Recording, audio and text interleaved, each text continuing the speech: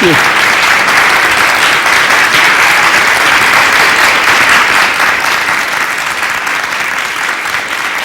Thank you. Thank you. Well, let me first welcome Stan Brakhage here. Maybe they were all applauding for you. I don't think so. No. This series began about 9 years ago, and I think we're perhaps 8.5 years a little late in bringing you for a retrospective in an evening like this. And I'm enormously grateful you've taken time to be with us and to share your work and share your experiences. I want to start by talking a little bit about how you came to film, what your early experiences were with the cinema. Well, first of all, as I told you this afternoon, but it's a good story worth repeating, I lived in Bisbee, Arizona for a while. And during that period, there was a man who owned the local theater, or his father-in-law owned it actually, so he was sort of stuck with being the only movie theater in town. He was a painter himself, and this was a hard job for him, so to keep from being bored to death, he made a thing called the March of Times of Bisbee. And those that don't know the March of Times, it's sort of parodied at the beginning of Citizen Kane, and was a weekly magazine that Life and Time magazine put out in the movie houses in those days. And he would photograph events in town, like the mayor laying the cornerstone for a new building or whatever, but also he went around and photographed people in their private lives, during which he got pictures of me singing in my backyard at about 4 years old, playing in games and singing. Then he made arrangements for me to go down to be recorded by the nuns who had a little recording studio. And I remember none of this, but I sang my songs and they recorded me, and then he put that with the images he'd taken and gave my parents 3 tickets and telling them to please bring me. So what happened was that I went to the movies, and somewhere between the Our Gang comedies and the cartoons, suddenly there I was singing and playing in my backyard. Now, what's really crucial about this is this was a privacy. I mean, this is where, as a child, I assumed this is my private world, right? And suddenly there it is on the screen. So it, no doubt, affected at least the kind of films that I made for many years. And then the other thing that was important in this respect of my relation to the movies is my parents divorced, separated for many years and eventually divorced. And during that period, my mother found that she couldn't afford babysitters. And the cheap babysitter that she could afford was the movies. So I would be given money, which would be like, for me to go to the movies in those days was like a quarter for a double bill.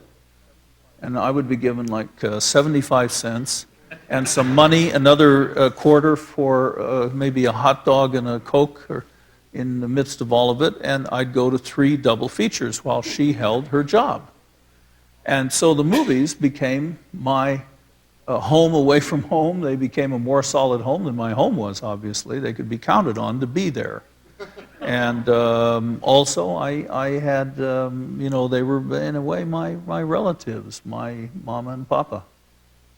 And that, I think, is more pervasive as it went on and off for a number of years, a more pertinent reason for why I'm doing what I'm doing. But my first film, I felt myself that I was a poet since I was about 9 years old, and that's what I really felt myself to be. So when I made my first film at 18, right after a nervous breakdown at Dartmouth, this is beginning to sound like Peyton Place or something, isn't it? Right after my nervous breakdown at Dartmouth, I went back to Denver, and I made a film that was thinking of myself as a poet making a film, like Jean Cocteau made films. And then I learned gradually and painfully that I was not a poet, but happily that I was a filmmaker, which seemed quite odd because I had poor eyesight. And later I realized that very often someone either is totally defeated or triumphs right in the center of a great weakness like that. So I had to fight for my eyesight. And this pitched me in the direction of doing films having to do with vision, more than I might otherwise. And let me just add as a footnote to kick with, the man who originally started me on this career became a very famous painter, Southwestern painter. And eventually he got into the newspapers because he had a fit when he discovered that his children could not inherit his paintings. They'd been valued at a certain thing by the IRS, and they were going to have to mortgage everything they owned to inherit the paintings. So he made a huge bonfire, and as a protest against the IRS, he burned about 90% of his painting in a great public display.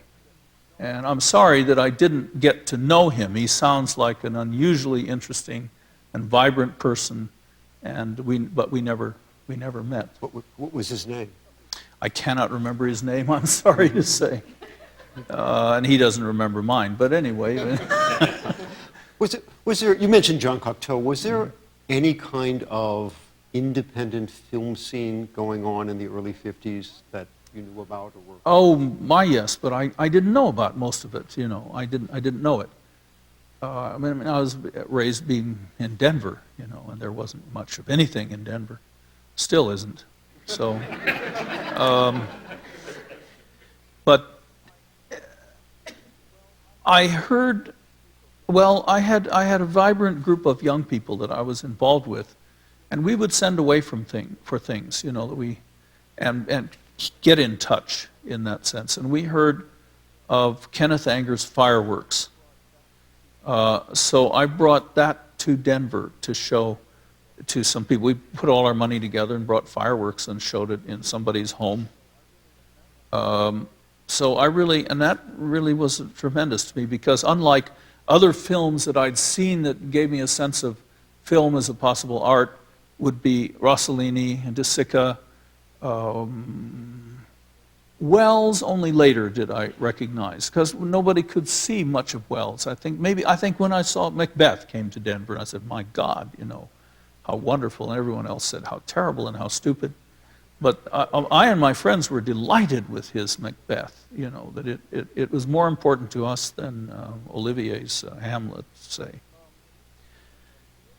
So the Kenneth Anger had a huge impact on this small group of friends? Well, yeah, because and then we heard about Maya Deren, we heard of other people, but Kenneth Anger was someone who had no budget, obviously, who made films in his home about what was pertinent to his life. And a very powerful film as well, of course, and terrifying film, really. So he's the one that gave me a sense of being an independent lyric poet. Cocteau, however, was very important also.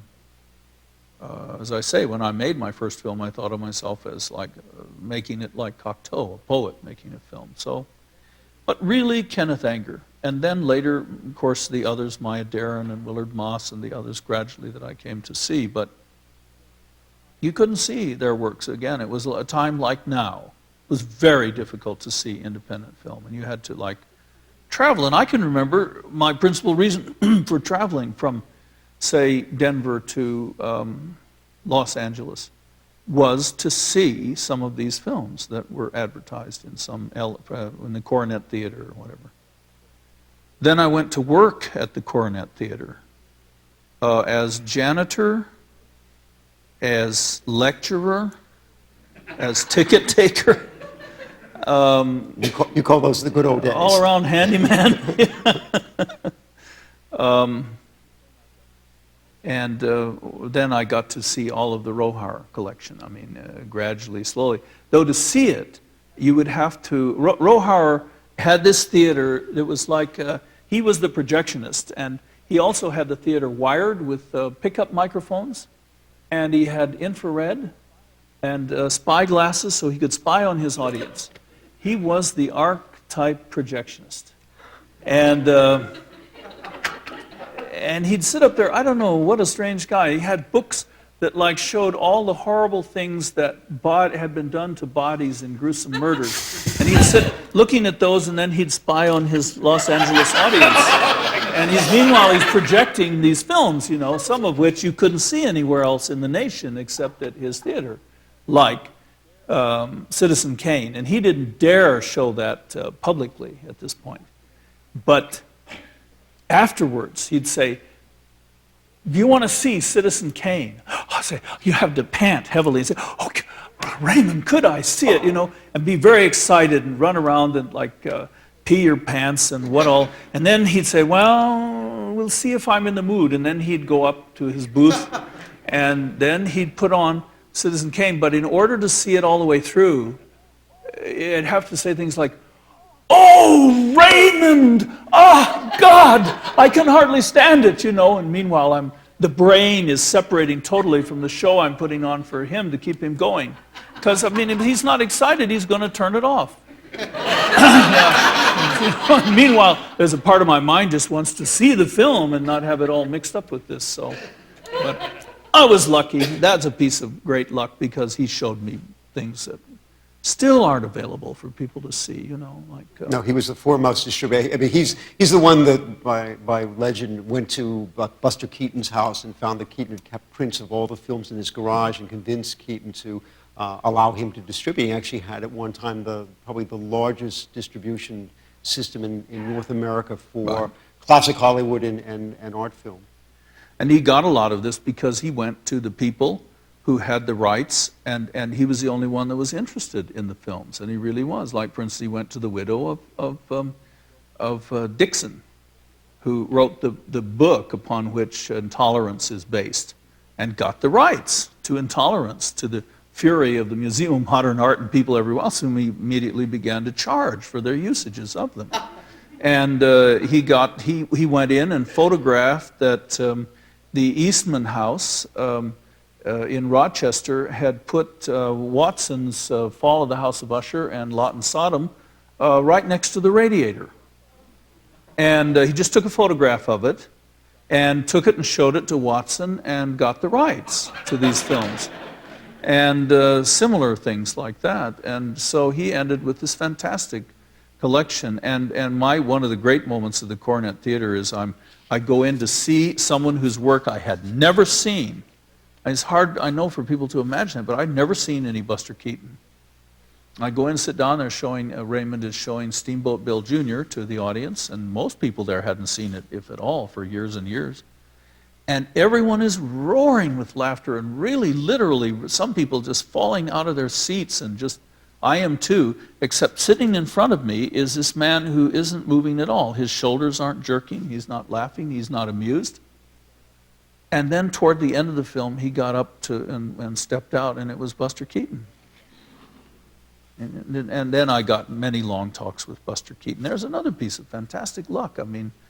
That I should be the janitor when Rohauer is getting these films, the rights to them, and getting them transferred out of nitrate into safety film, which he did because MGM wanted to do the Buster Keaton story, one of the lousiest films in the whole history of Hollywood, but Donald O'Connor trying to play Buster Keaton. And I was there at these meetings, just tagging along with Raymond and Keaton when they'd have these conferences. And Keaton was like a, what do you call it? He was like reference. What do I mean here? He was like the, an authority. He was the authority on himself. And so O'Connor is sitting there and saying, well, in that film, The College, how did you do that trick where you turned somersault and kept the coffee intact, didn't spill the coffee? And Keaton, who at this point is, he was in his 70s, and he said, well, he said, kid, I can't do it like I did it then. But he said, but I'll show you a trick, a way you could probably do it. And then he did, right in front of us, this somersault, and he slipped this thing onto a table and picked it up so quickly you could hardly see. You could have cut 3 frames out of the movie and you'd never see that it hit the table at all, and did this somersault like that and ended up with the thing intact. And everyone just sat. I'm going to stare us back because Down Hollywood Lane, you know. I fear that the cinema of Stan Brakhage All right. may not be dealt with tonight. I want to return just to talking about the kind of, you know, the kind of scale of production. Talk about seeing fireworks, the Kenneth Anger. I wonder if we could look at one of your early films, not the first film, but Reflections on Black clearly comes from that moment of very modest budgets and Well, shall I tell you how modest? why don't you tell us how modest? I mean, I had no money. I'm living on the Lower East Side in a burned out building. One half is burned out from the ceiling to the roof. The other half is charred. And I and Jim Tenney, who had done the music on my first film and who's now studying with Perez in New York and trying to go to Juilliard, are given this apartment by Augie, the grocer on the corner, who owns this building. He gave us this apartment in order that we keep the bums out, you know. And there we are, and I have no way to make a film. I mean, he's studying at Juilliard, and he has to practice the piano. We have this piano we got into this wreck of a building. And he's sitting there with gloves on, trying to practice the piano because it was so damn cold. And most of the day we're like in bed, covered with blankets and reading, or, you know, trying to. And at night we're going across the street to get at the gangster bar to get the stew when they're just before they throw it out, you know. That's how we're living. And I said I had this determination that I ought to be able somehow to make a film at this time. You know, I had my equipment. So around the corner lived some young women who wanted to be actresses and were trying to break into theater, and who knew also a dancer who later became pretty well known, pretty famous New York independent dancer. I mean, just beautiful person, very acneed face, but very terrific, tremendous personality and beautiful dancing ability. And so we had the temerity to ask all these people if they would each put in $10 apiece to be in a movie. And they did. And so about the first 7 of them, there's $70, could buy you a lot of black and white film in those days. It's like a limited partnership. Right. Very, very big problems, though. When we first strung the lights out on the street to do the night screen, suddenly in the middle of it, Rita comes running over and she says, he says, "Get these things off the street." And she starts picking up lights, and I said, "What are you doing? We're shooting." She says, "Get everything off the street." She says, there's a couple of gangsters over in the bar that are really annoyed that the street's all lit up like this because the Kefauver committee had picked up a lot of people photographing gangsters coming in and out of this bar. And they're getting drunk, and they're going to come out and who knows what, you know. And so then we moved indoors. So that gives you some sense of the ways in which these were made. It took me years to be able to put the soundtrack on and other things. Everything was done a few dollars at a time, and this one was literally floated by them putting in money to be in a film. Okay, well, let's take a look. This is Reflections on Black from 1955. Yeah. Okay.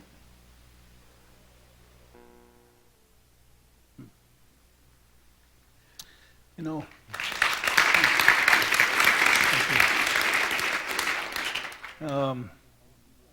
I mean, there's a lot of hilarity when you talk about things in the past, and why not? I mean, we laugh, I think, when we're beyond screaming, in a way.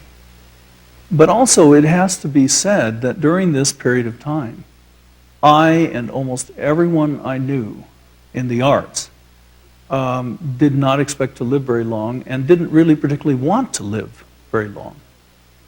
In this period when I was making this film, I stepped out into the street without looking to the right or left because whatever ran over me couldn't essentially make me worse than what I was living through. And the despair was absolutely awful. You have to remember this is also the McCarthy era. The hatred, the real hatred against the arts was never more manifest. I mean, if you were an artist, it meant they managed to malign Marx and homosexuals at the same time. They call you a fairy and a communist, you know, without any sense of what either of those might be. I don't know. That era sort of ended.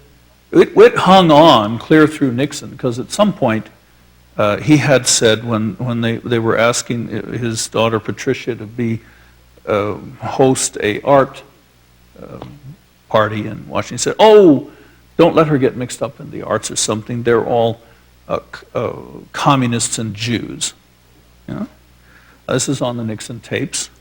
And this came as a great surprise to a lot of people. I mean, there were a lot of sort of middle-class Jewish people that they were really shocked that they were associated with communists and artists. You know, I said, I don't know why you're shocked. I mean, I've had this my whole life. No one of my generation would ever dream of signing into a motel under occupation artist. I could get you killed in certain parts of the country. I mean, seriously, and we know that still goes on. I mean, you know, there are places where they'll drag you to death behind a car. And like Custer, South Dakota, for example, where I literally got run out of town for showing films. You know. I'm curious. Threatened with death, either get out or die. You know. So. Where did you first show this film when you finished it? The very first showing was at Anais Nin's and Ian Hugo's apartment at a meeting of the New York Independent Filmmakers. And it was a lovely show. I mean, there was deep appreciation and so on. And then first public show probably, I know where the first public show was. It was the Becks. I couldn't pay my gas bill, even on this slum building, little cupola in a slum building, couldn't pay the gas bill. So the Becks agreed to give me a showing of films, a kind of for people to contribute to pay my gas bill. Is it the Living Theater Becks? Living Theater Becks, yeah. So that was very lovely, and they showed all the films I'd made up to that time, which ended sort of on this one, which was the most recent one. What was the impulse in sort of... Judith and Julian Beck, I should say, for those who don't know. What was the impulse in scratching on the film into kind of actually working on the surface of the film? You know, his body movement was so beautiful, as Don Redlick, so beautiful and so incredible. But when he looked up, he didn't have the eyes to spark a furtherance of this drama. He wasn't an actor. And I was just desperate. I mean, there I'd shot the footage. I didn't have any more footage. I'd used up everybody's $10 contribution, you know. And there I am, and what to do? And I had for some years been scratching titles onto film, and I liked that very much because it meant that when people watched a film, they were immediately involved in the exact rhythm of the projector that was then running that film. And also they were involved with something of the materials of what film are. And also they were involved with the light. A vibrancy of light, that something's changing every frame, and if you're quick enough, you can actually feel that and even see it at times, that it's changing constantly. And so suddenly I thought, why not the eyes? So I started scratching the eyes. So I've never invented anything like look ma, no hands, you know. It doesn't interest me at all. I always tried, like most of the artists that I've known, whatever their milieu, are essentially conservative people.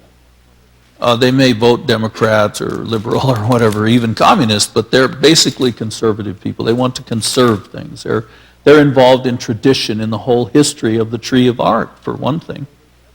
And so there's never any experimentation, there's never any invention. I'd never felt like I was out in front of all the other soldiers. The avant-garde is to me an utterly misleading French term that has nothing to do with me or my life. I've never been an underground man. I'm not Jean Valjean working his way through the sewers. I'm a living room man. You know? So all these terms have been very misleading and not at all useful to me. In fact, very damaging to a comprehension of what I've been meaning to be doing. So the context where you make the work is kind of, this is actually, I want to kind of move in this direction. I know you once described for artists of your generation grew up in the heartland, talking about Kansas, that Oz was San Francisco. And clearly New York was a mecca for poets and painters. What made you reject New York and San Francisco and end up living for many years after this in essentially a ghost town in the Rockies, an hour outside of Boulder? I don't know, that's very puzzling to me in a way, except that I know that my nerves can't withstand the city. I have no way to retract the nerve endings sufficiently to survive in a city. And because otherwise I should certainly be living in either New York or San Francisco. To me, New York was the Emerald City. I mean, I also loved San Francisco as long as I could survive there. But I had a lot of luck in surviving there, in Frisco, that is, that very quickly, in fact, I went there to study camera at school because I'd had so many fights with my cameraman on the first film I made, Interim, that I thought, well, I've got to learn how to run the camera myself. So I went to school, and it was the School of the Art Institute, and I had heard about them as being a great art school, but the semester before I went there, all the artists had a big fit and renounced the school and left. This is like Clifford Still, Diebenkorn, it's practically a rostrum of the West Coast artists, had all walked out with the exception of a Minor White who did stay. And I took a class with him. That was wonderful because I felt it was beginning to hurt me, and I went out, said, I have to go out and coffee with you, and I so much respect your work and your teaching, but somehow it's damaging me to go to your class because stills to me are not film, and there's something so against the grain.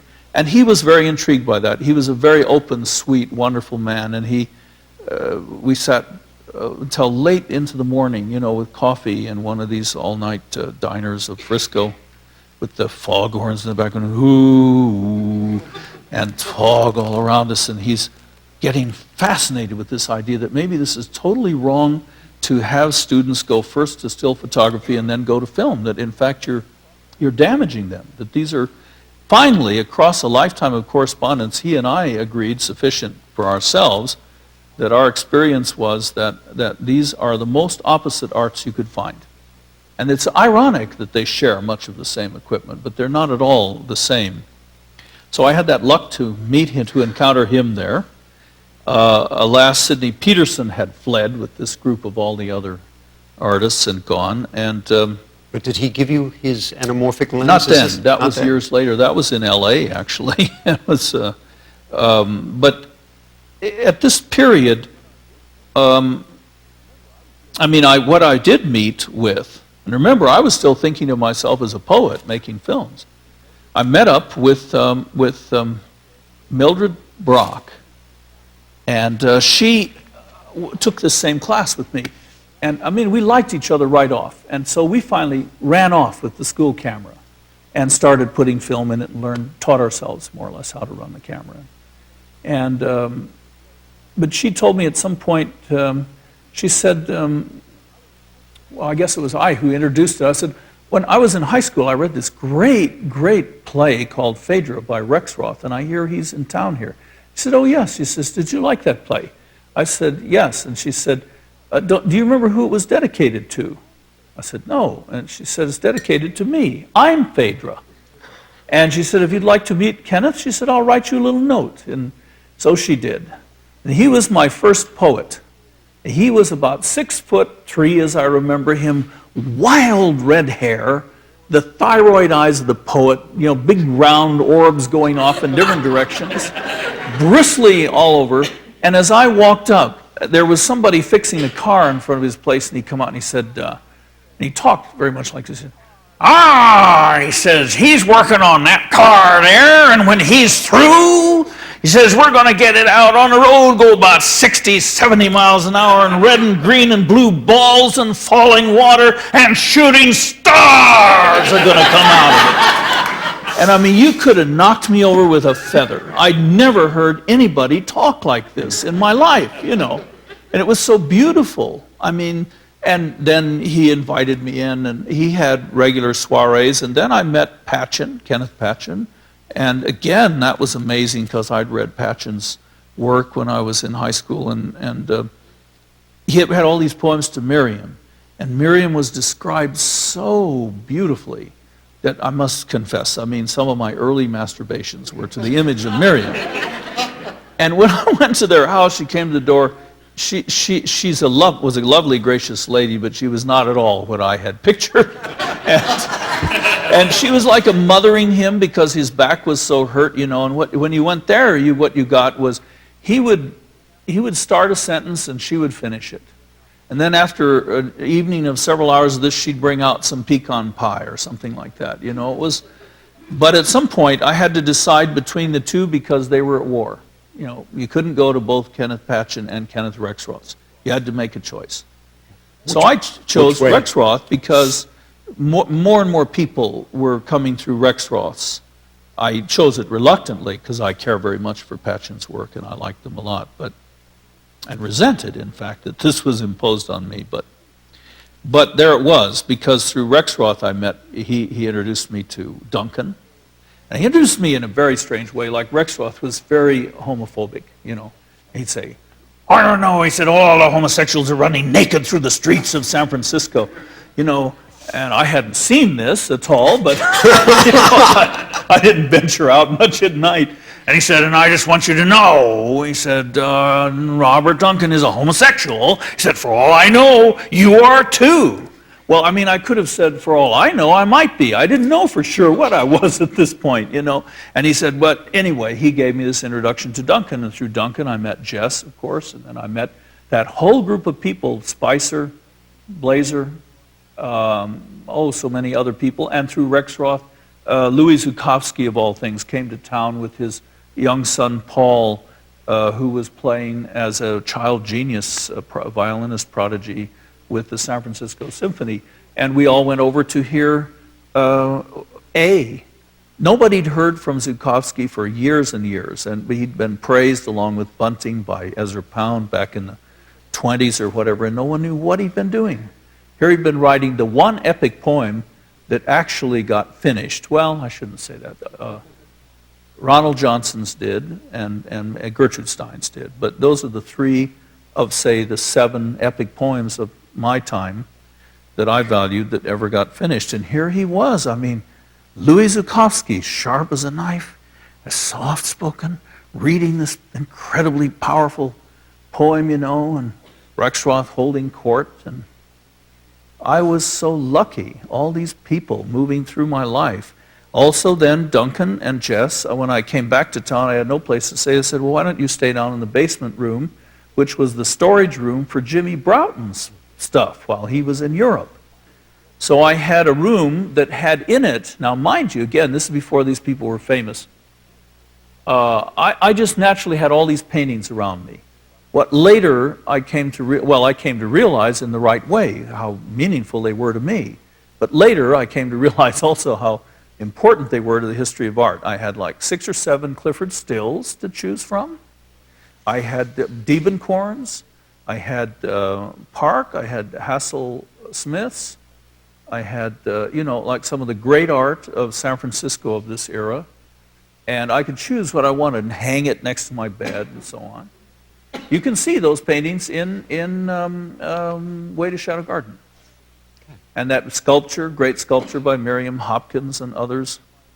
And so I, in exchange for my doing house cleaning and washing the dishes and so on, I sort of moved into this basement room. I also had all of Jimmy Broughton's library, which included books at that time that were banned. All the Henry Miller books, for instance, were banned. Other books you couldn't get at all. There was a lot of people don't know this. There was actually a book burning in this country, which burned the Oz books, among other things. They considered they made children irresponsible. They took them out of the libraries and burned them publicly, along with Wilhelm Reich, along with a lot of things, you know. I'm going to take you past the San Sorry, Francisco I'm time. No, I want to go back babbling. to the point that you made when you talked about Minor White and how you realized that still photography, particularly black and white static work, was really the opposite of what you wanted to do.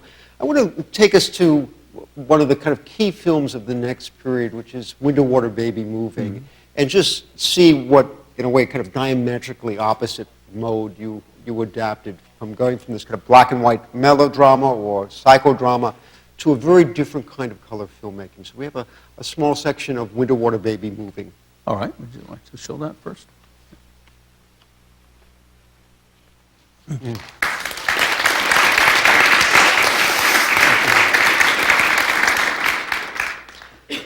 Talk a little bit about the reception for this film, because this is clearly the 1950s in the U.S., and this is a film that is about, in very clear terms, about giving birth. And it is very explicit and very close to that process.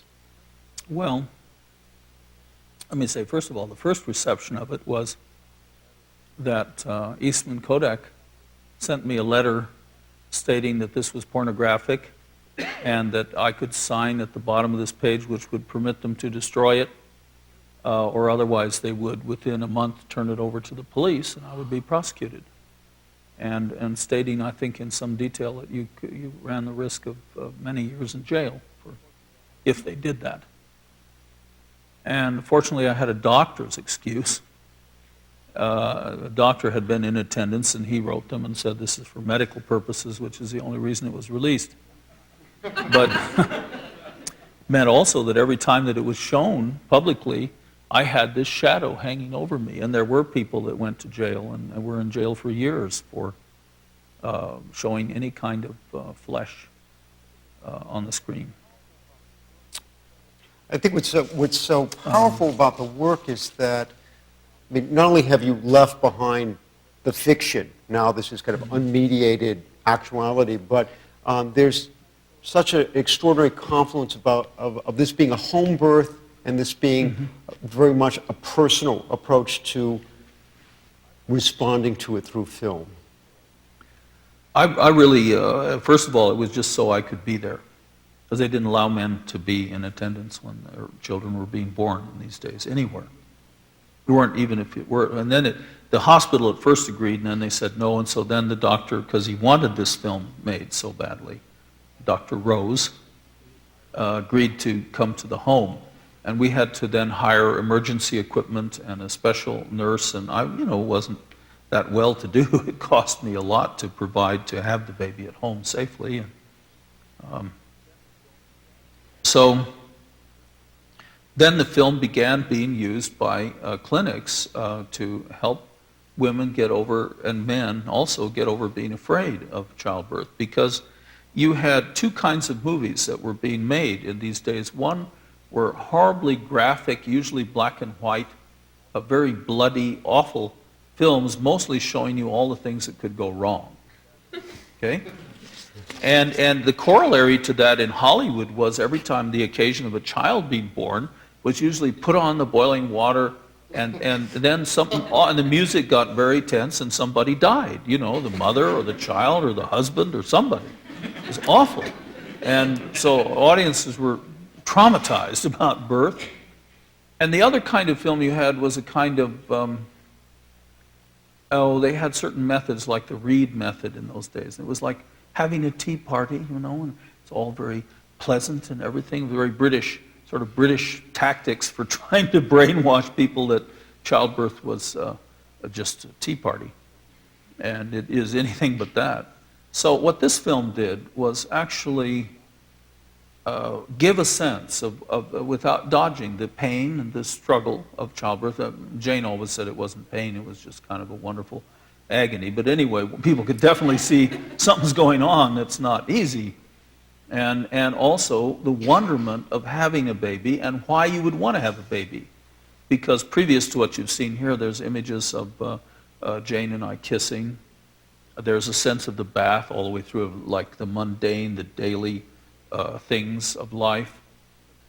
And so it filled a necessary niche. And as I said the most honored I've ever been is when some woman who took 2 days to give birth naturally to a very large baby and her very narrow hip said that she'd thought of very little else but this film the last 2 days of her labor. You can't be honored more than that. I mean, I think that is what art is for. And you rarely get a feedback like that, because what art also does is take hundreds of years usually to really do its thing. You know, it's so you rarely get any feedback where it's done so spectacularly what I think it normally is supposed to do. It's help us to be inspired to live and survive whatever difficulties and do so honestly without trickery or sentimentality or anything. So all these values came in. Again, a lot of them came in through Gertrude Stein, and Gertrude Stein was someone whose work Robert Duncan again had led me to and gave me my first book of Gertrude Stein's. And she became very important. We were reading her constantly and aloud, and I had come by the time of making this film to be also aware of dailiness. We were reading Proust at this time, the remembrance of things past. And, you know, the whole process of memory. So this is a memory piece where things are being remembered, like being in the bathtub and being in love, why you would have a baby. Yeah, you're playing with time, you're playing with space, there are kind of flashbacks and flash forwards. You're also doing something very different. You're taking the camera off the tripod, though what's interesting, the very first shot we see, well, I looked at it today, chewing out, and said, that's Westonic. That looked like a kind of Edward Weston-like still. But there's a great deal of movement, and it's as if you've really changed your understanding of what filmmaking and what the image is about. It also initiates the great subject for probably the next decade, which is your family and your home. I mean, a third of my work for many, many years was to be devoted to the family and to daily living and to the birth of and the raising of these children and I don't know, raising is not the right word, to caring for these children. You know, they raise themselves or God raises them, who knows what. But you care for them, and that is that is the most difficult task imaginable and the most despised. And there's nothing to compare with it, with the difficulty of truly caring for daily, constantly children so that they don't go berserk. And most people do go berserk, so you can see most parents don't do it very well, actually. But God help them, probably most of them do the best they can. I mean, it's a tough, really tough gig. So a lot of it is showing something of that. So there's a lot of crying in my films and struggle and unhappiness, all the things that come into it, into the process of daily living. My films don't present a sentimental or easy sense of daily living. And then that's disappointing to a lot of people in some ways, because they want it as it is on TV, you know, Leave It to Beaver or whatever. Well, one of the great struggles that you, in some ways, document in the early 60s is the one that you call Dog Star Man, the kind of struggle with daily life, the struggle with nature, with the seasons. Just talk a little bit about how that image came to you and what, because you're the kind of eponymous protagonist both in front of the camera and behind the camera, how that developed.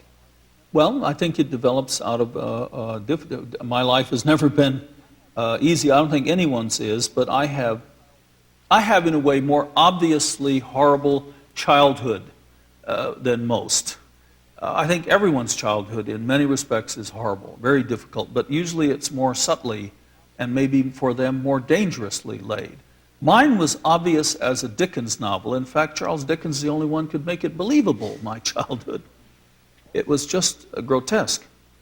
And also, I was physically very deprived. I was adopted and by people who didn't really want me but wanted me to save their marriage. And I failed. I was doomed to failure from the start. I had asthma.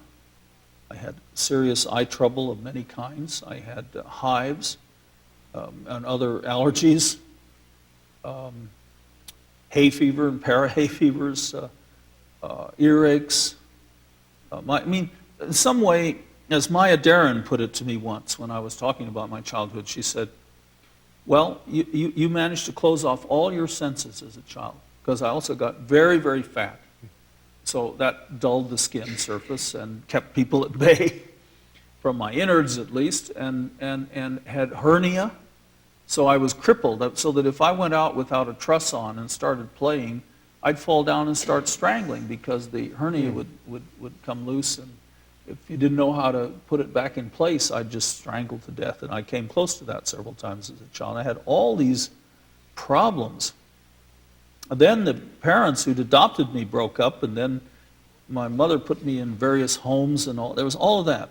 So all of that is coming to play, and what I'm trying to do, both in life and in the films, is give my children what was so robbed from me, you know, a decent place to live, people that cared for them, and an envisionment of that, you know, of what it is, of how hard childhood is even when everything's okay. You know, it's just nearly impossible. Well, you have a visionary approach to the filmmaking, but there's actually, because I think this is the case, there's a kind of visionary approach to your domestic life as well. I mean, you decide to opt out of living in an urban center. You're living in a, you know, in a very special world that you've created. It's also, I mean, in a way, when one watches Dog Star Man, I mean, it's more than a lifestyle choice. It's a whole way of being that you've selected that's very different from the norm for artists or almost anyone else at this time. Well, it was also prophetic in that the Dog Star Man had his hair long before that became fashionable in the 60s, and was, in that sense, trying to represent what's most of the history of being human, being men. Mostly men have had long hair, men and women, and men have been mustached and bearded, and also have been wild in the teeth of nature. And I mean, I should say two things. There's two major misunderstandings about me. All those years, and however much I talked about them, and people went on misunderstanding, because they so much wanted a kind of paterfamilias, nature-loving, hermit, family man, artist. And I got stuck with the role, in a way. And I have the deepest of all suspicions of nature as such. And the kind of movies that I enjoy are movies like Deliverance, that really show what nature really is, and people that live in nature, what they do. And all of my experiences living up at 9,000 feet in the mountains confirms this. The guy that lived next door raised pit bulls to go in for gambling in Chicago and threatened everybody's life, children, dogs, all that. He set traps to capture the neighbor's pets to feed to his pit bulls. And, you know... So this is not Rocky Mountain High. Right. Why don't we take a look at us? This is from Prelude. This is the last section of... Okay. A prelude this to is this Dog poor Star man struggling with all this, you know, just having this incredible nightmare that launches this beautiful film.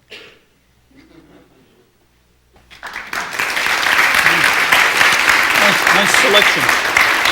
Thank you. That's a good selection.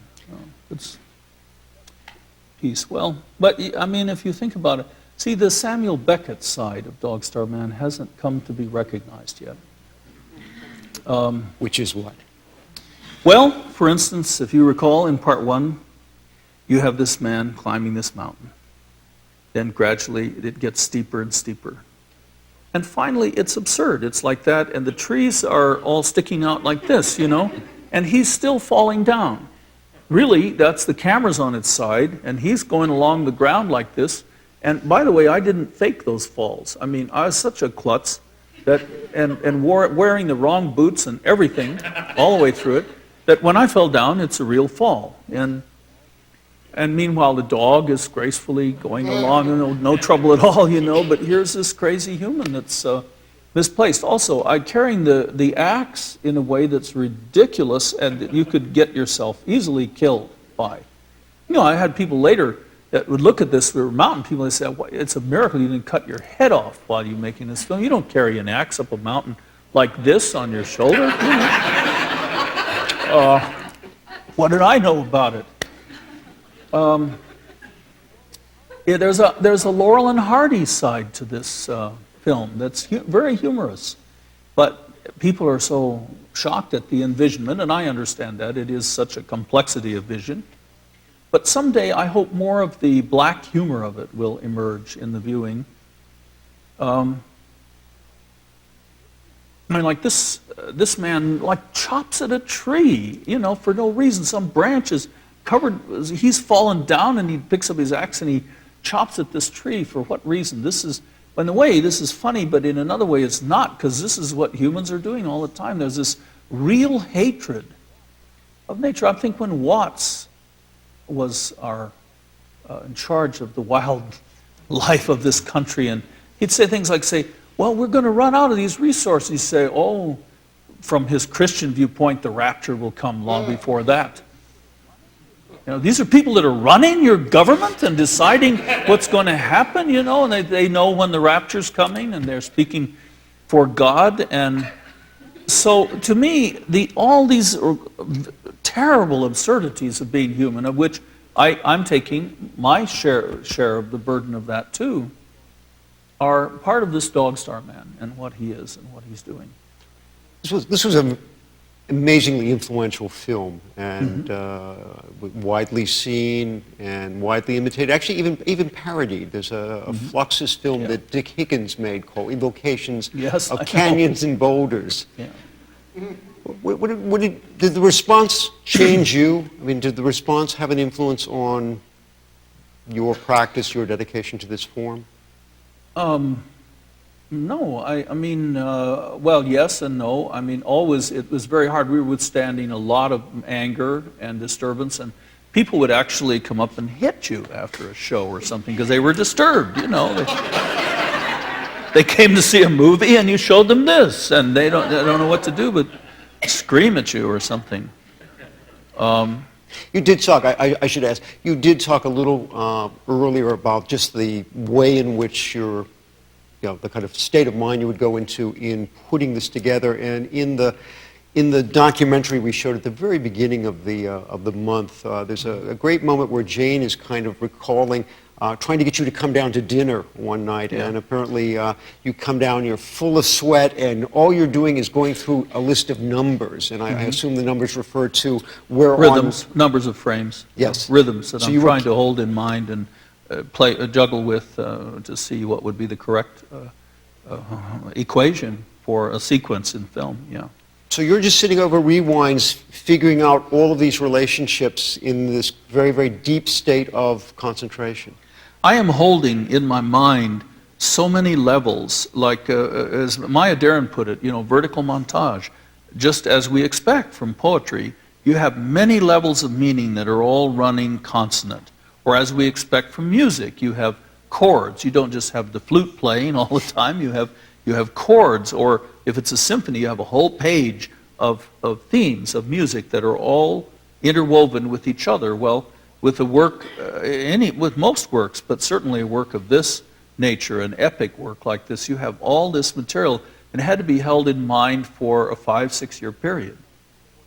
Because at some point, the fourth part has to, just as we'd expect from any continuity art, it has to be answerable to the earlier parts, and all the themes have to come to some kind of resolution.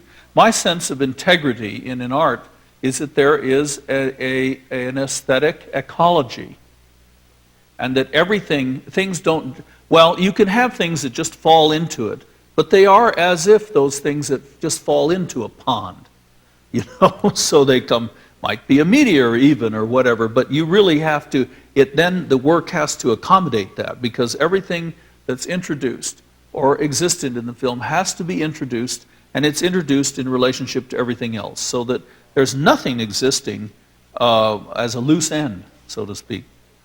And that's drive you crazy to hold that in head all that length of time. And then I want to say this about also, it's Jane. See, I got into a lot of trouble with the feminists when that movement got going, because had the view that I'm that kind of man that's keeping her barefoot and pregnant in the kitchen. Well, that was horribly insulting to her, and however much she would try to explain that away, or I would, nobody'd have it for a long time. Now things are a little more reasonable. So you might say something about that, and I'll try to. It's she who wanted to live in the mountains, not me. I've never wanted to live in the mountains. It was very hard for me to do that. And it's she who wanted to have all those children.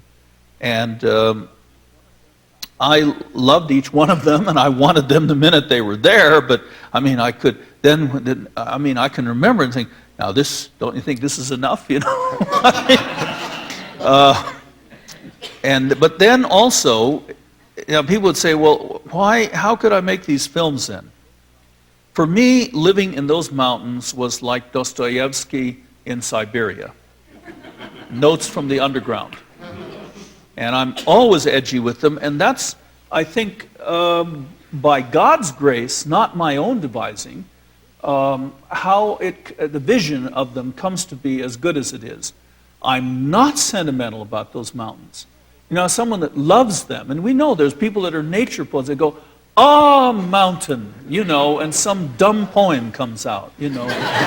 "Oh, the little flowers in spring. The little flowers in spring are giving me asthma." Okay? But they are beautiful. So I'm in a reciprocity dance with them, with my camera. And with my camera, my eyes are shot. They've been shot since birth. They're no damn good, you know. Everything's wrong with them that possibly could be. But I'm struggling away. You know, optometrists would say, they'd have the chart on the wall, and I'd sit in the chair, and then they'd have, you know, the little thing where they're watching your eyes, and they'd say, with those eyes, you shouldn't be able to read anything on that chart. And then they'd say, well, let's see what's happening here. So I'd say, reading the letters W, P, Q, so on. They're looking and saying, and then one of them said to me one day, I've never seen human eyes move so rapidly. So I'm parsing the world, you know, at extreme rapidity and putting things together. So I'm coming to know by a struggle just to see the process of sight. And then I'm talking to other people. Other people see, if you just naturally see, why would you bother about it? You know, it's like naturally breathing. But I don't even naturally breathe. No one who's had asthma can ever take breathing for granted. Because when you're in a full asthma attack, it's just like being shoved into a bucket of water, and then you're pulled out when you're almost dead, and you gasp and wheeze, and then you're shoved back into it again, and so it's ghastly. These debilities, on the other hand, give one, as you can't take your breathing or your heartbeat or anything of yourself for granted, one can become deeply involved in it. The mountains are not to me just something there to wax poetic about. They are, they'll kill me if I'm not careful. And I know that, and at the same time, I have to be honest. They are beautiful and extraordinary. They are amazing, you know, just phenomenal to live in a place with such snow blowing 8 months out of the year, and you're struggling with it, you know, and it's such a strange fairyland too, in a way. And with little kids, the same thing, and with all their problems, and the whole thing becomes can have a balance, because it doesn't come easy. Yeah, I want to look at one of your works that's actually made of all the things that did in fact die in those surroundings. It's also a cameraless film that you put together from the kind of the detritus of things that didn't survive the winters. Let me just put a footnote to kick with in there before you do. The color is pretty good on the Prelude. I think it's quite good, actually. The color on the Window Water Baby Me is going pink. Yes. Because Eastman Kodak had that period where they cheated and defrauded everybody, and you know, and I wish we could sue them, but anyway. We showed a better print of it in the screening. That's showing somewhere else tonight, so we're looking at. And I also, to this footnote, I have to add the praise of Martin Scorsese. If he'd never made a film, he'd be one of the greatest people in the history of cinema, because he took on Kodak, and along with elicited everyone, including me, to attack them and make them go to a color fast film. But that print needs to be replaced. It does. Sadly. Let's look now at a film that you made kind of midway through the completion of Dog Star Man, that again comes from the kind of elements of that world that probably gave you asthma attacks, but also did not survive in nature. This is we're going to see all of it because there's no way to stop it. This is Stan Brakhage's Mothlight. Okay. Thank you.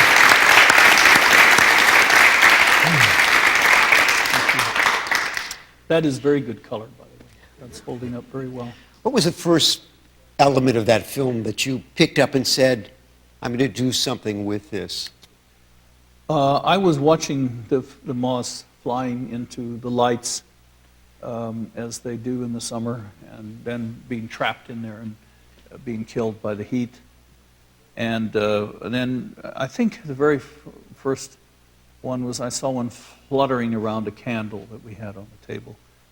And I identified with this. I thought, this is what's killing me, is my love of the light. You know, I'm just flying in the teeth of it, and how am I going to feed my family? How am I going to continue? And it was like a great despair. And then suddenly I couldn't stand the thought of that going to waste, you know, these lives in vain kind of thing. And I felt more and more related to the moths, so I started watching moths. And I went around with a camera and tried to photograph them in their life as they moved around the bushes, and it just turned out not at all meaningful. So I began collecting these wings and putting them on mylar, sprocketed mylar, and then the world that they flew through, the flowers and plants of their world. And so that's how it got made. It took about 6 months to make it, and it was because you have to put 24 little wings and pieces of flower and so on down to get a second of film. You know. It runs at 24 frames a second, and that's the speed that it seems to need. And then I got a sense of the world, of the moths and how they flew, and I'd also noticed there's a kind of semi-symmetry that seemed to me related to Bach fugues that also seemed to be the form of their life, or true in some sense to their flight patterns and their sense of life. There's also the kind of symmetry that by using this machine, you've reanimated their, by putting light back into their lives, you've given them life again. Well, in that sense that we say we do with the arts, you know. I like it more just simply that it was necessary for me to meditate on this, to get rid of the bitterness. And I think a great deal of my work is done for that reason. I get some ball of bitterness that's just too heavy to bear, and then I work with it until it becomes something that's meaningful or beautiful or real to me. And I think that's how this film also came to be made. Something happens in your life not too long after this. Your 16 millimeter rig, your equipment is stolen, and you shift at that moment because of the economics from working in 16 mil to working in 8, and you begin making a series of what you called songs, which are almost more like sketches or drawings. I think you once described the difference between 8 millimeter and 16. 16 is like a painting, whereas 8 millimeter is like a drawing or a sketch. Or a watercolor. Or a watercolor. Well, I just felt also that 8 millimeter was an amateur medium. And I suddenly, as I had no choice, I didn't have the money to replace the 16 at that point, and I got all I needed in a shoebox in a front window for $30. I got everything, including film that hadn't been shot and some that had been, to work with. So I could afford it. And that's really how it started. But then I took that again, as I tend to take things, as an instruction. Remember, I work under a kind of trance, and that means I'm open to being instructed. And as poet Robert Creeley's definition of the muse was, the muse, she says, do what you're told. And if you deeply do that, I feel then you're engaging, and it could be, you can call it anything you want. God, muse, muses, or the unconscious is the fashionable thing to call it these days. But it doesn't matter what you call it, because all of these terms refer to what we don't know. And out of that unknowing area, as Beckett would more clearly put it, the ineffable, the unknown, come these instructions in some strange way, so that one can end up exceeding what you could ever possibly imagine doing. Now, but these as instructions that I'm to work with regular 8mm for some reason, I then began to think about it. I thought, well, 8mm makers, amateur means lover. That had been forgotten. And that certainly seemed more admirable than professional, which is how I make a living, which is what I'm being right now. I'm a professional speaker and a teacher, but I'm an amateur always as a filmmaker. And so then I also began thinking about the aesthetics of home movie making. But why not look for the lasting values in amateur movies that instead of always and only looking in Eisenstein, or wherever. So that's how that began then. And then songs sort of came because, I don't know, it's related to Ezra Pound's Go Little Naked and Impudent Songs. Ring the doorbells of the bourgeoisie. Tell them you do no work and you will live forever. So that's got a lot of hubris to it, but that was my hopeful prayer. Well, you made some very loving also portraits. meant I couldn't get any work at the time either, so, that's whistling through the graveyard or something. You made some loving portraits on Regular 8, and we've got just a representative. It's very hard to get one thing to stand in for that period, but we have the last, when you took a series of 15 of these and blew them up to 16mm, and this is a beautiful portrait film done of Jonas Mekas. Oh yes, I'm glad you're showing that, because Jonas is one of, Jonas, as I told him on the phone last week, literally, I said, you are the greatest man in cinema, because you've done all this for other people to make films. You make films yourself. You're a poet. In Lithuania, he's called the Rimbaud of Lithuanian poets. Even in English, they're great. They're beautiful poems. In so many ways, he's kept these, or he creates these organizations like the Filmmakers Co-op and everything. So, if you think he's done much more than Martin Scorsese, okay, whom I also deeply admire. So we'll take a look at this. Is Jonas. I haven't seen that for a while. Thank you. Portraits, film is a wonderful field for portraiture, and it's just hardly been tapped at all, because you can't in any other way do a thing. One part of this that I like the most, that I think really gets deep into something that Jonas specifically is, where he goes like that, and then his hands go up like this, this thing, and then they squirm kind of like that. That whole, the rhythm of it, the shape of it, the action of it, that you cannot do with oil painting, You can do that with film. And the body movements, the little signs that we mostly only pick up, subconsciously, but if at all, film can actually reveal. And I was at this period and continue to study Ray L. Birdwhistle, Jr., Ph.D., from Pennsylvania Psychiatric Institute, who I take to be the Sherlock Holmes of our time. So this is the kinesiologist. Yes. Yeah.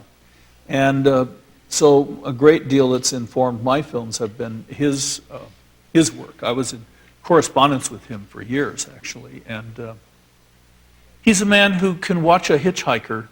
He was in a car with Margaret Mead once, and they went past a hitchhiker, and he said, "Stop, stop, stop." And while the hitchhiker's running to catch up, he's riding. And the guy gets in the car, and he says, "You were born in Tennessee, weren't you?" I said, "Yeah, how did you know?" He said, "Lower left-hand part of the state around so-and-so." He says, "Yeah." He says, "Didn't you serve with the 114th Infantry in France and so on?" He went like he had a whole thing, because this man, just how he thumbed a ride, his body movements were a map to Ray L. Birdwhistle, So and that I captured things like that were tremendously important, much more than a likeness of Jonas's face or whatever. We're going to move into an area that is really probably the last decade or so of your filmmaking, which really moves away from the photographic image into a realm of pure abstraction, going back almost to some of the work you're doing in Prelude and in Dog Star Man, also Mothlight. Talk a little bit about the transition from working with the camera to working directly on the celluloid. And we're talking about the painted and scratch films that you started making in the late 1980s. I started with Dog Star Man just to try to get hypnagogic vision or closed-eye vision, which I didn't know any other way to represent. But gradually it came to have a life of its own in my work, still related to closed-eye vision or moving visual thinking, a more kind of interior, let's say, not so much the optic orb itself as the mind's eye, streamings of unnameable shapes and forms and colors that most people don't attend. They aren't aware that they're even having them consciously, but they're streaming all the time inside the brain and are a feedback of the nervous system, you know, to the self. And very often are saying things like "help, help," you know, or "stop," or "watch out," you know. And so it should be more attended, but also they are a pleasure, like music.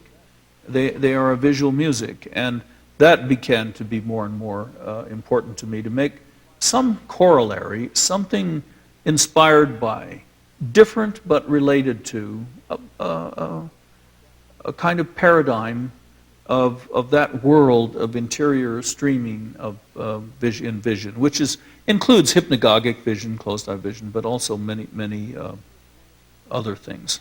Well, we have one of the films from your B series that has just the fabulous title, "I Am Afraid and This Is My Fear," to give a sense of what that body of work looks like. Yeah, people might like to know that all came to be because of the O.J. Simpson trial, the whole B series, and my fear came from weeks and weeks of testimony about blood that removed everybody utterly from any sense of what it might possibly be. Okay, we'll take a look and look for this. Thank you.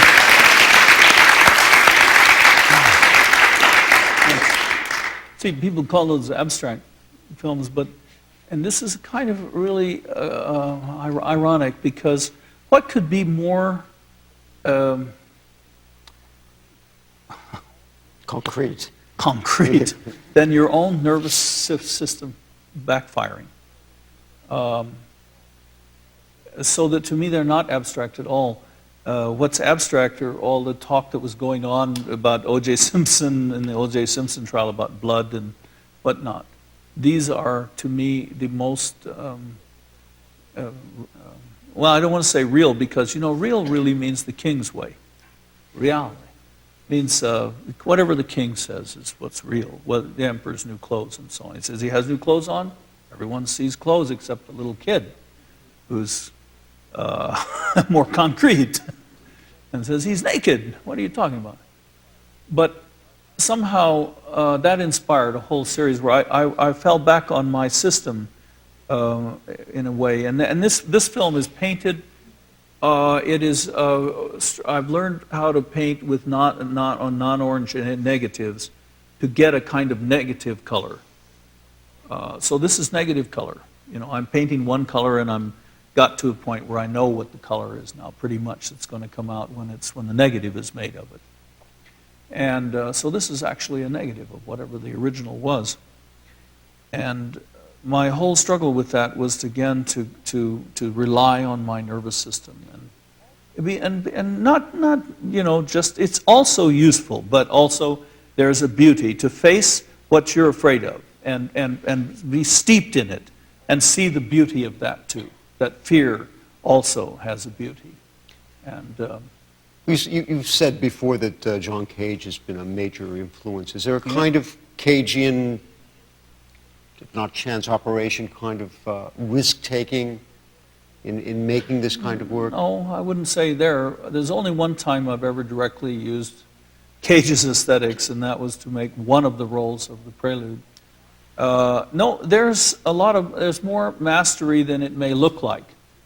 I don't know, I always have to tell this story because people, again, take abstract painting to be a lot of chance operations, and I'm very inspired by John Cage, but I also knew him well enough to know that he chose among many chance operations the ones that were meaningful to him.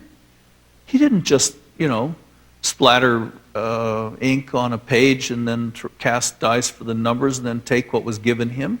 He chose among many, many rejected pieces what was meaningful to him. So he used chance operations, but finally he's choosing with exactitude what's his soul's expression.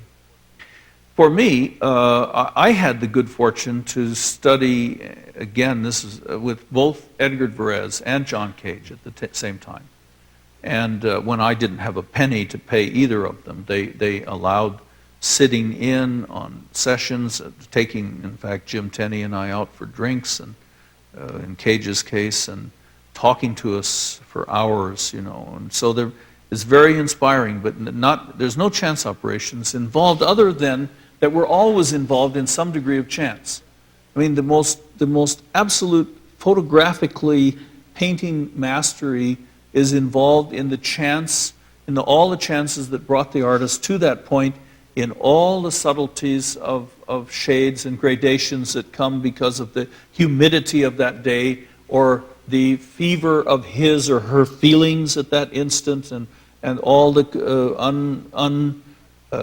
unscheduled, they always say in airplane flights when it gets bumpy, all the unscheduled things. So yes, there is, in a way, there's always chance involved, but I'm always after what's meant by the word mastery, except that mastery is terribly dangerous. You have to, when you've come to be able to paint, when you're painting a positive film, what the tones are going to be negative, you have to then strive for something deeper, or you end up with some dead masterpiece, some carcass of your insane dreams. So it's very complicated to explain. I hope I'm at least making a good stab at it here. I think you are. You actually brought two brand new films with you. One has been shown, I think, only in Canada, so this is the U.S. And premiere. only a week ago. And only a week ago. And then one that's going to be seen for the first time by any public. I want to see the first of those, Birds of Paradise, and then we're going to take some questions, and then we'll close with the brand new one. I love that. I love to end on a film. Let the eyes have it at last, Okay, good. So we're going to see... this was completed about 2 months ago, and it had, as I say, its first public showing in Toronto about a week and a half ago. Thank you.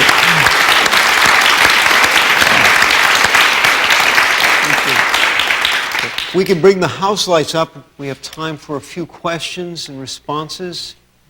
Thank you. Someone on the front row, yes? Can you talk a little bit about the act of seeing one's own eyes, how that was received? Well, with great difficulty in some cases.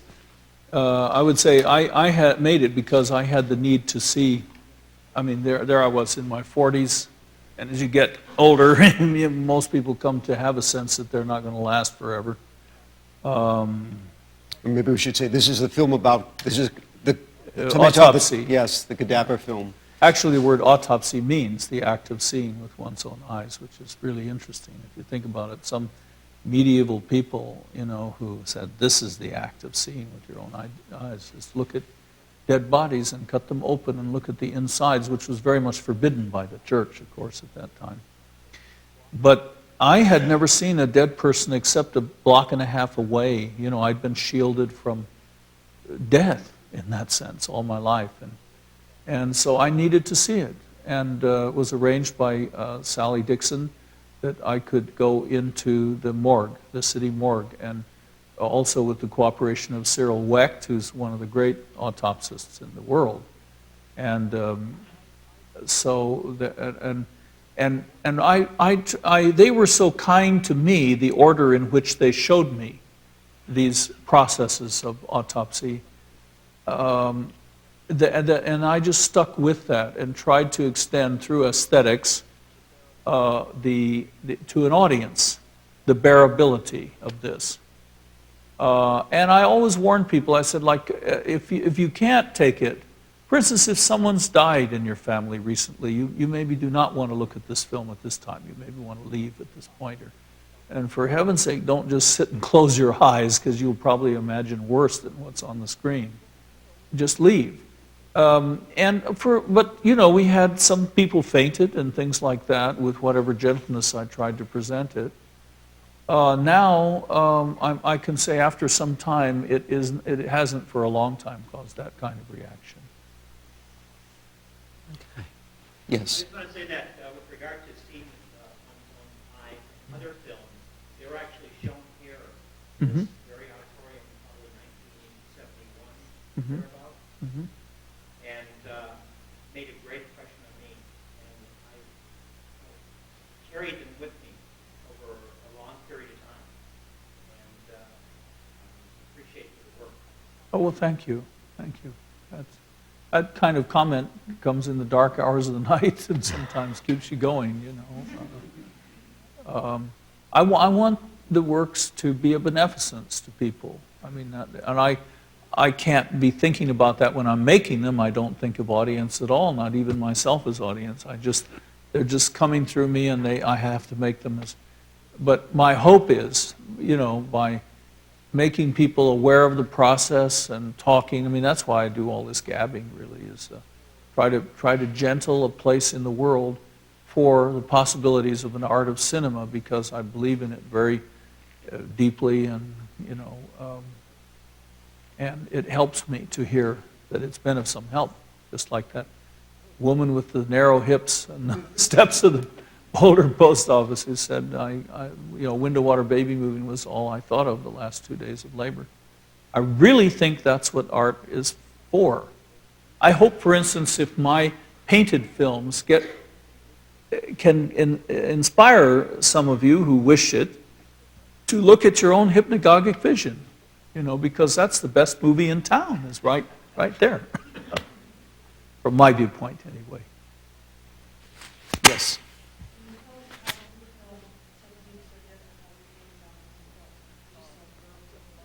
Yeah.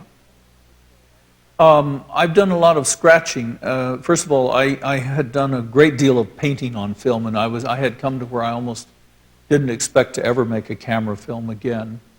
And then I got bladder cancer, and it was a specific form of bladder cancer that's caused by coal tar dyes. And in that sense, it was enraging. I mean, first of all, I had my bladder removed, and then I had chemotherapy I had to go through, and here I am staggering on a couple of years later, but I have to go in every 3 months and have tests, and have my nose rubbed rather regularly in death, you know. And it's also, there's something Promethean about it. I mean, they don't come and scoop out my liver once a day, but they took my bladder away from me, and with all the attendant complexities of that. So I had an aversion to painting. And even though I knew that now that I knew what the danger was, I could avoid coal tar dyes, but I just couldn't stand. And I'm a colorist, so that presented me with an enormous problem as a maker. I did some photographic films again, but then I began scratching on leader. And then I could colorize that in step printing with pure light at the labs. And so I made a whole series called Ellipsis, or ... and some other films in that wise. This film, The Birds of Paradise, is the first one where I've overcome this aversion, sufficient to be able to work with both scratching and color and paint. And let me just add a footnote on that one. Coal tar dyes, that's the oldest known carcinogen. It was discovered when the chimney sweeps got cancer of the scrotum from coal tar in the chimneys. And even so, and though it's banned in most of the countries, in this one, it's never supposed to use it for color. China keeps using it. Mexico uses it. All the little children's toys in the stores are filled with lead and coal tar dye. Also, hair dyes are primarily coal tar dyes. So people are like exposing their scalps as they make these otherwise beautiful colors of their hair, and the hands of the people that are putting those colors are dyeing their hair. But anyway, for me, I finally came to where I could get free, because if I'm having a version, it means I'm going to make an imbalanced work. So I got to where it wasn't a problem for me, and I had the paints that I knew would not poison me in these ways anyway that I had been. And Birds of Paradise has a kind of wonder for me because it's both as that lovely ambiguity that you could have birds of paradise, but also you have the flower. And it has forms that are in a relationship to both. At some point, it has the most depth of any film I'd achieved up to this time. It's some things that I admired in Len Lai's work. Another person I wish we could talk more about, someone that I knew briefly. But always think of when I'm painting and scratching film. So, Time for a couple more questions. In the back? I am afraid in the Birds of Paradise, the sequence of colors, and it moves along, and suddenly there will be a freeze frame. And as I saw the couple freeze frames, yeah. I felt that I was listening to some music that wasn't appearing, but it was almost like freeze frames were a little bit musical. They had a beat to their own. Mm-hmm. And it Good. brought me back to Water Baby, which had the massage of hands and touching, and that seemed like the same type of freeze frame, the same type of pulse. Is there a relationship between these, or am I just... I'm sure there must be, because, you know, in a way there's a style, and the style is my style. And style, we say, because it means stylus, because the way most people encounter style is using the stylus or the pen to write your signature. And if you wrote your signature when you were a child on a check that's in a current bank, it's cashable. Your signature, however faulty, you're just learning how to write your name, and you put it on a check as a kid. If you write it upside down with a ballpoint pen in your bathtub, whatever. Backwards, I have to carve my signature on these films backwards onto a leader. It's still my signature. And style, in a larger sense, poet Charles Olson used to call it the visible manifestation of soul, which I think is a beautiful characterization of it. And so rhythm has an enormous lot to do with that. And there is certain rhythm. And by the way, in John Cage, I can always pick his music free of any of his disciples or imitators, no problem for me, because I have some sense of his style, his soul. And he's using chance operations, but he still ends up with his absolutely unique and individual soul. To me, perhaps the very greatest thing that the arts can bring to people is to inspire each person with the both terrible and beautiful thing that everyone is completely unique. We're not at all alike. However much we dress to be alike or join the army or whatever, we're not alike. We're absolutely unique. It's like you start thinking of snowflakes. You go out and do this meditation, you collect snowflakes on a little piece of velvet with a magnifying glass. You look and you never find any two alike, and then you look out and, I mean, this would be a terrific place to do that. Snow's coming down, say it's all alike. And in my body, no two cells are alike, and the whole conglomerate is not alike, and the whole experiencing is not alike. As Gertrude Stein's put it, no two people have ever heard the word red in the same context. And so how do we communicate? And her view was that we don't, that we read between the lines of each other, And so that's, I think, the most inspiring thing that an art might do, is to give people a sense of that complete uniqueness. So, and then we could start being aware of each other's souls or styles. Well, I think we're gonna go in to see this new film. This is the world premiere. Yeah, I'm anxious to see it myself. This is I've seen it a couple of times, but I mean, to see it on a big screen like that, I'm going to, if you don't mind, I'm going to move over there where I can get a more, let's say, a better look at it. Just let me say that this one comes from, again, I don't know why it's come, but for years I lived on a street that was like roaring with traffic, and we just moved over to Walnut Street, which is so peaceful. For the first time in years, I heard crickets, you know. And I got all excited, and suddenly out comes the earth song of the cricket. This would be like my second hand-painted, colored film since the cancer.